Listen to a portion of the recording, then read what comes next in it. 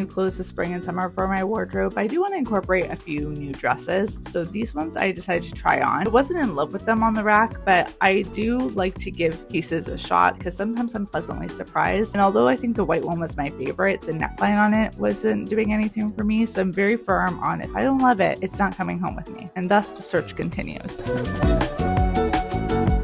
I just came home from picking this up. I was at HomeSense and I saw this rug. It's a special rug collaboration with, I don't know what the rug company's name is, but with Rifle Paper Co. And I think it's gorgeous. So I'm gonna have to see what it looks like rolled out. But earlier today I went to HomeSense. I was just going there to browse, as I do, as one does. And I looked at the rug and I took a second look at it because it wasn't unrolled. It was rolled up. Yeah. Duh, because it's rolled up now, but maybe not duh, because if it was unrolled, I would have still had to get it rolled if I bought it. Anyways, long story short, I couldn't see what it looked like in store, so I had to look online, and I really liked it. But I was like, no, I don't need it. I came home and I kept thinking about it, and I photoshopped the image of the rug in my office very roughly, not to scale, and then I also measured, and I think this will fit perfectly in my office, and I have been always wanting to get a rug in there to cozy it up. I think rugs are such a finishing touch item, and I've been in this apartment for years, and I always look at the rugs just casually, and I have yet to find one that really stands out. There's aspects about this rug that stand out to me. However, I did end up walking home with it like this because, you know, wasn't expecting to spend 150 bucks on a rug today, which I think is actually a good price for a 5x8 rug. Rugs are expensive, and when I looked this rug up online at other retailers, it was going for $4.89 like on Wayfair, and for something I forget where else online. I think it was a lot of US companies too. I can return it in 10 days. I hope I don't, because I do not want to make that trip back. We're gonna unroll this, but like at a later day, but in this vlog, so just bear with me here. It's 7 o'clock. I don't feel like doing it now will give it the moment it needs. And I was FaceTiming my parents about it, and my mom's like, oh, like, do you really need the rug? I'm like, no one ever needs a rug. This is definitely an add-on item, but I think it makes such impact. I remember when I got the rug in this living room, it transformed this whole space and made it feel like a home. My office just feels very office-y right now, and I think a rug would really warm it up. It's also extremely low pile, so vacuuming it shouldn't be a big issue at all. Oh, it is another gloomy day in the city today. Spring showers is all too real, so gonna do some things around the place being the apartment. Remember how I had that photo frame fall down in my bedroom, and then I fixed it and it fell down again? Well, it broke that time. So I was left with just this. Finally made the trip to IKEA. I have acquired the photo frame. I did go to IKEA kind of spontaneously and had no idea if this was the exact size I needed, but I hoped, and turns out I guessed right. So gonna do this because, again, the asymmetry in there bothers me. It really does. This is the Nopping picture frame. As much as it did break, I've never had one of these ever break, and I've owned many of them. I own many of them in this apartment, so I do still recommend them because this is like a $20 frame for quite a large frame, and I think it's particularly good for renting because it doesn't have actual glass. So when you are using command strips, it tends to just have a better chance of adhering because it's not as heavy as glass is to do. These are the kinds of tasks though that I just feel are so easy to put off, like I did for the past month, and it could have gone longer, honestly. But when you keep putting things off like that, your soul knows what you're doing, the procrastination, and it knows you're not doing what you know needs to get done. So it feels like a betrayal every time I looked at that wall, and I'm happy that I'm gonna not feel that way anymore because it ain't it. I'm not sure if I mentioned this before when I was doing this photo frame, but the prints that are above my bed are actually of scenes in the Algarve in Portugal. I've never been to the Algarve, but it's known for being such a beautiful beach area. And I felt like if I was gonna put something up on my walls, I wanted it to have some sort of meaning. So I like the fact that it connects me to my background, but also is calming. I forgot there was instructions for this.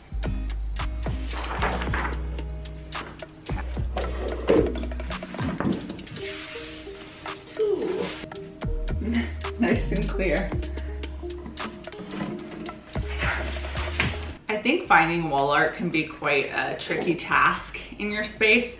I remember there was a period for this apartment where I was just trying to buy a lot of wall art at the same time, I definitely think that is something I will change in my future place, is I will take my time with wall art and really invest into pieces that speak to my soul. It's not that I don't like the stuff that I have hanging in this apartment, but I did rush the process and it's not as unique as I'd like it to be. So that's just a small little complaint about the path I chose to go with doing the decor aspect in terms of wall art. But I just feel like I never regret taking more time to furnish a space, but I often make regretful decisions when I felt like in a pinch to finish a space just because it's like you really do have time. I'd be very curious to know too where you like to buy wall art, or do you like to buy from local artists? I think that'd be something cool to do next time, because art can definitely get expensive, but there's a lot of local artists I know in the city that sell prints of their stuff, so you can still get the inexpense of the prints but have it be a little bit more original. It feels really good to have done that, so keep your fingers crossed for me that I don't have another picture frame fall on me. Pantry this year isn't in a horrible spot. I actually don't think it was that long ago that I gave it like a little reset, and I do think I'll probably just need another 30-minute reset of my pantry, spruce it up for the spring summer. I'm not doing that today, but I am just going to refill some of my OXO containers. These are my food storage containers. I really love them. This is something I've slowly but surely accumulated over the years, so that most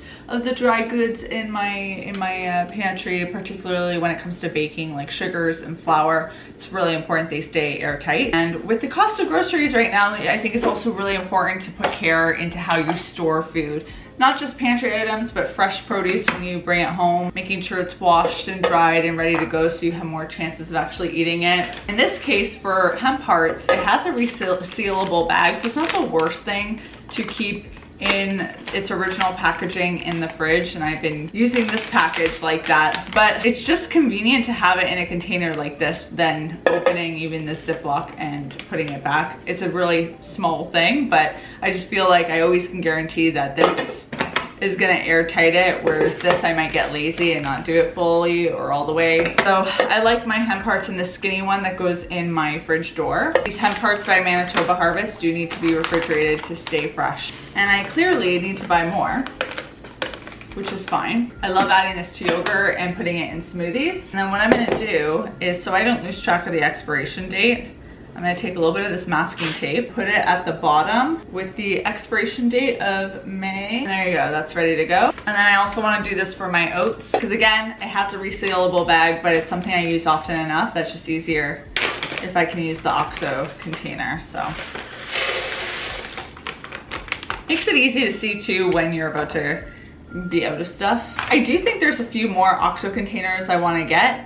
But I also think it's one of those things, food storage containers, fridge organizers, go slow, don't buy it all at once, because there's a lot of stuff that you don't need. And then you end up with containers that might not be sizes that work for you, and you're just left there scratching your head like, what do I use this for? I don't want to get rid of it because I might use it one day, but I don't actually have any practical use for it on a day-to-day. I've learned through experience to just like go slow. Once you need something, then purchase it, because you know you're getting what you actually need it for. This is a perfect example of me not putting an expiration date. I know these chia seeds have been in here for a really long time, so I haven't been using them. I've been using a new package. So what I need to do is throw out the rest of these, clean this thing out so that I can just put that good chia seeds in the proper container. This doesn't make any sense. But I love these little scoops. I feel like I'm at a bulk food store whenever I'm in my own kitchen. One of the things I did do in this pantry semi-recently is buy these acrylic containers so that I can easily pull them out and see what's in the back of my pantry. It's fantastic. I got these from HomeSense. They're from the Martha Stewart line. So convenient. I am too excited, so I have to tackle the carpet in my office. Ideally, I would be doing this on a sunnier day so that the footage would be a little bit better, but like, this is real life. I can't wait. I need to see if this is gonna work out. One of the things I'm most excited about for this carpet is the possibility of getting rid of this floor mat. I say possibility because if the carpet doesn't work out, I need to keep the floor mat. But this thing is such an eyesore and it makes me feel like I'm in a cubicle. So I'm ready to get rid of it. I also feel like a carpet in general will just cozy up this space and have a big impact on making it look more homey.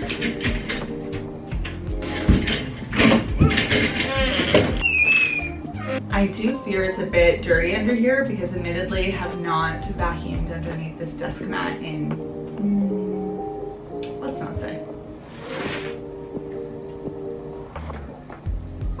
Okay, floor is clean, so we're good to proceed. Put you right there. Key here is not to cut the rug, but to cut the tape. Ooh.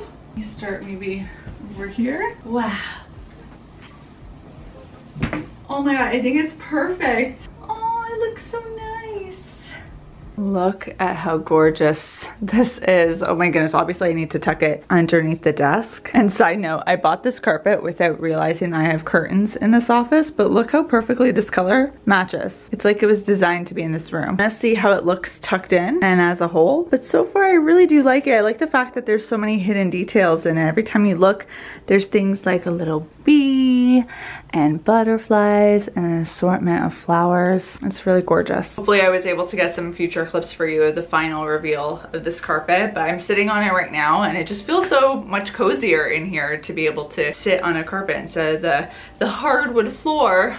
Poor me. Not the biggest deal in the world obviously, but it is just like a nice little touch. I have an updated book talk for you, and I kind of find it hilarious how all these books are white. I ended up finishing Outlive by Peter Attia, and this book was so informative. It goes over, as I mentioned before, the 4 horsemen that get in the way of longevity, a long life, which is cancer, Alzheimer's, type 2 diabetes, and cardiovascular issues, so heart attack, stroke. The first half of the book goes through what we know about what causes these things, and then the second half of the book goes through things that have been proven to help combat risks to those 4 horsemen.